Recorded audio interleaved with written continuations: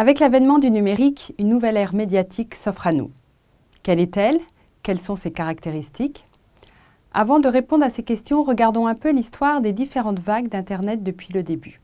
Le début, c'est ce qu'on appelle le 1.0.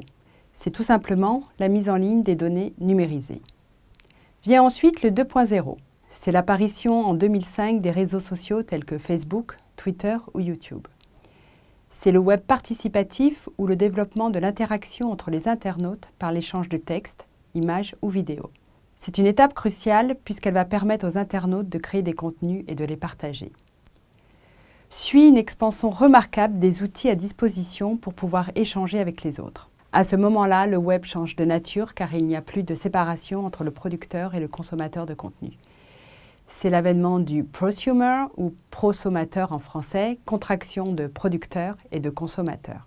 Vient ensuite le web 3.0 ou dénommé également le web sémantique. Dans cette étape, on personnalise de plus en plus l'information et les services proposés à l'internaute pour répondre au plus près de ses besoins.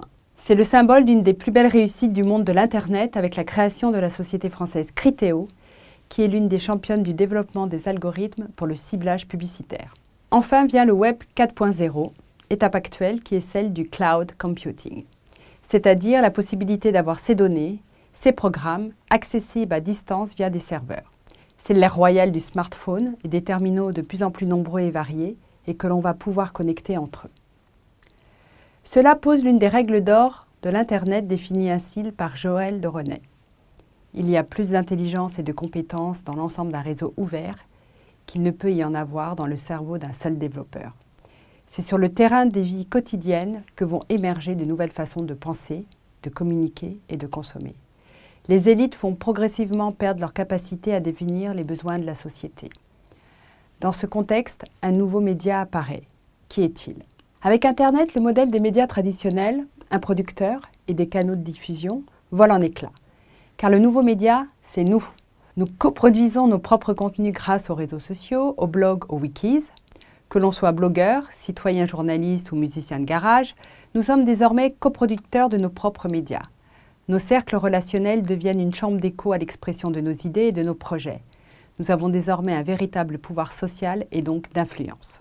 Illustration de ce nouveau pouvoir, les médias sociaux comme Facebook prennent part au jeu entre les sites médias et leurs lecteurs. Selon le rapport annuel du Reuters Institute britannique, qui s'appuie sur un sondage conduit auprès de 20 000 personnes dans 12 pays d'Europe, plus les États-Unis, le Japon et le Brésil, 41% des sondés ont utilisé Facebook au cours de la semaine écoulée pour trouver, lire, partager ou commenter de l'information. En France, c'est 35% des interviewés. L'idée est de proposer aux sites médias d'héberger sur les réseaux sociaux leurs contenus afin de toucher une cible plus large et même de vendre de la publicité. C'est dans cet esprit que Facebook a lancé en 2015 les Instant Articles, avec des médias prestigieux comme le New York Times, National Geographic ou la plateforme BuzzFeed en Europe, avec des journaux comme le Guardian, Spiegel Online ou BBC News. Ces articles sont d'abord lancés sur mobile, ce qui permet de proposer un confort de lecture adapté à la lecture sur ces terminaux numériques, dont un téléchargement très rapide sésame de la consultation de contenu sur mobile. D'autres réseaux comme Snapchat proposent des formules similaires, ou bien encore Apple avec son offre baptisée News. Bref, tout le monde s'y met. Car Facebook voit son influence grandir dans l'audience des médias numériques. En France, il représente 10% de l'audience du journal Le Monde, par exemple. Mais pour Facebook, quel est l'intérêt?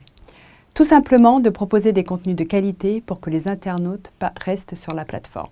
On voit bien aujourd'hui que les réseaux sociaux et les médias unissent leurs forces pour satisfaire les besoins éditoriaux des internautes et suivre l'évolution de leur mode de vie.